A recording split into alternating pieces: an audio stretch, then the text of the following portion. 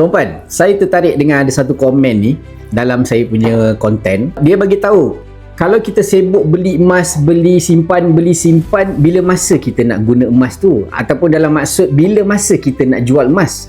Okey, sebagai penyimpan emas, tuan-puan perlu ingat, kita beli emas tujuan sebagai simpanan jangka masa panjang. Tujuan kita beli emas simpanan bermatlamat. Jadi bila waktu sesuai untuk kita jual, ada dalam 3 keadaan saja tuan-puan. 3 keadaan ni baru perlu kita jual emas. Keadaan pertama, ketika mana kita dah kehabisan wang tunai, kita hanya ada emas dan emas tu boleh selesaikan masalah kita ketika kita kecemasan memerlukan duit. Itu yang pertama. Yang kedua, bila kita dah capai matlamat, kita simpan emas. Dia ada matlamat. Contoh matlamat apa? Nak pergi haji, nak pergi umrah sebagai dana pendidikan anak-anak. Waktu tu perlu kita jual emas, kita jual.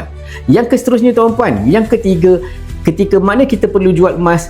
Ketika kita nampak ada peluang lebih baik. Contoh, kalau kata tuan-puan ada peluang untuk beli rumah, yang mana rumah tu tuan-puan boleh jana income, boleh disewakan untuk tuan-puan dapat cash flow.